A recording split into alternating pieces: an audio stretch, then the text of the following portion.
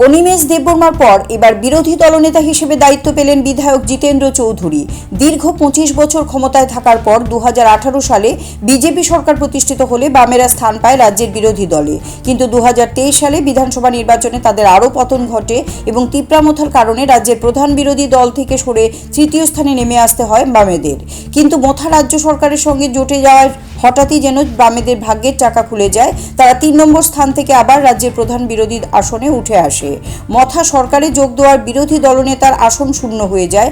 অবশেষে বিধানসভার বিরোধী দলনেতা হিসেবে দায়িত্বভার গ্রহণ করলেন সিপিএম বিধায়ক জিতেন্দ্র চৌধুরী। বুধবার বিধানসভায় তার হাতে বিরোধী দলনেতার পত্র তুলে দিলেন বিধানসভা স্পিকার বিশ্ববন্ধু সেন। এ বিষয়ে অধ্যক্ষ বিশ্ববন্ধু সেন সংবাদ মাধ্যমকে জানান, সিপিআইএম দলের তরফে দেওয়া চিঠির প্রেক্ষিতে তিনি জিতেন্দ্র চৌধুরীকে বিরোধী দলনেতা হিসেবে স্বীকৃতি দিয়েছেন। এটা সাংবিধানিক নিয়ম। আমাদের ত্রিপুরা রাজ্যে বিধানসভার আসন আছে 7খানা। এতদিন ত্রিপুরা মথা ছিল বিরোধী দলের এবং যার নেতৃত্ব করতেন অনিমেষবাবু। ত্রিপুরা মথা যখন ভারতীয় জনতা পার্টিকে সমর্থন করলো এলআই পার্টি হিসাবে, অটোমেটিকলি ত্রিপুরা মথা এবার চলে এলো শাসক দলে সাপোর্টার হিসাবে, এলআই পার্টি হিসাবে। তো out of 60 number MLAs, CPIM have 10 numbers. তো সাংবিধানিক নিয়ম নীতি অনুসারে সিপিআইএম এখানে বিরোধী দলের নেতৃত্বের মর্যাদা পাবেন এবং সিপিআইএম পার্টির গাইডলাইন হিসাবে ওনাদের চিঠি বলে যে ওনারা জিতেনবাবুকে বিরোধী দলের নেতৃত্ব পদে বসাতে চান, সেই মোতাবেক আমি আজকে স্বীকৃতি দিয়ে দিলাম জিতেনবাবুকে বিরোধী দলের নেতা হিসেবে এখানে ওনারা ভূমিকা পালন করবে। বিরোধী দলনেতার দায়িত্ব গ্রহণের সময় জিতেন্দ্র চৌধুরীর সঙ্গে দলের অন্যান্য বিধায়কেরা ছিলেন।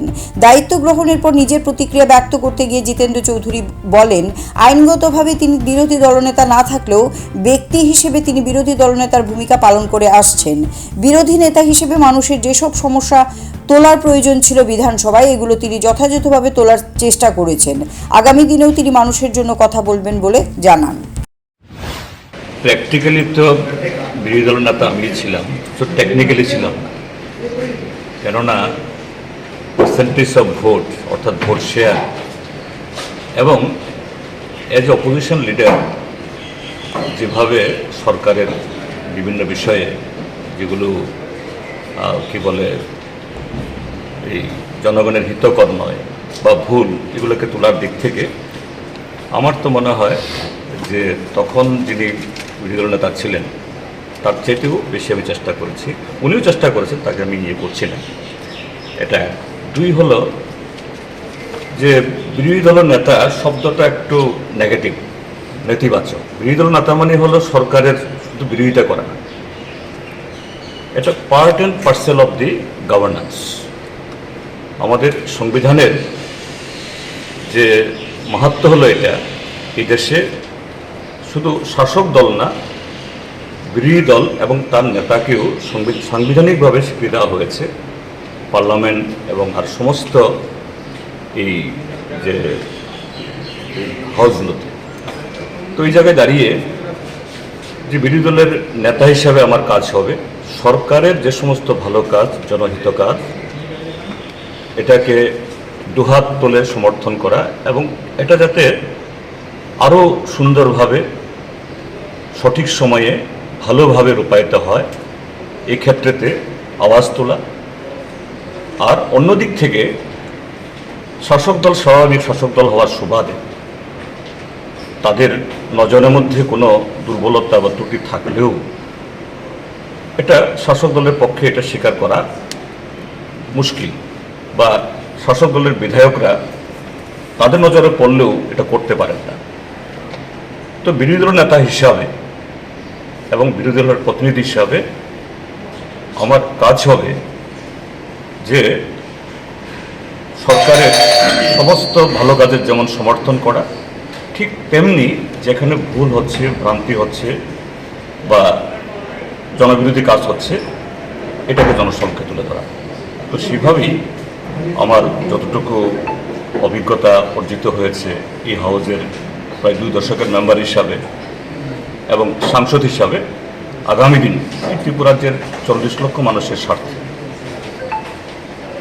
শুধু সরকারের বিরোধিতা করা না, মানুষের স্বার্থে সে বিষয়গুলো কীভাবে হাউজে এবং হাউজের বাইরে এটাকে তুলে ধরতে পারি সে চেষ্টা আমি চালাবো।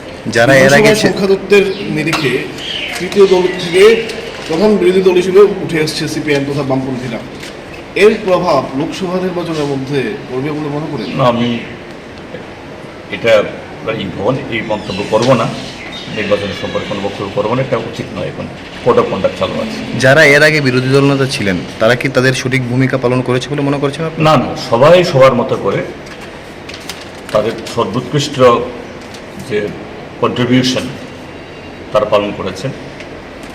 তারা যে ধরনের ভূমিকা নিয়েছেন, কতগুলো 21 বছর তো আমি সাক্ষী ছিলাম, সেগুলো যেমন তাদের কাছ থেকে আমি শিখব, এবং গত 1 বছরও যিনি ছিলেন তারও অনেক চেষ্টা ছিল তার সমস্ত এরকম ভালো কাজ জনস্বার্থে, আমি পার্টির কথা বলছি না, জনস্বার্থে সেগুলো যাতে কাজে লাগাতে পারি এটা আমি চেষ্টা করব। অবশ্যই আমার আগে যারা বিরোধী দল নেতা ছিলেন প্রত্যেকেই তাদের দায়িত্ব তারা পালন করে গেছে।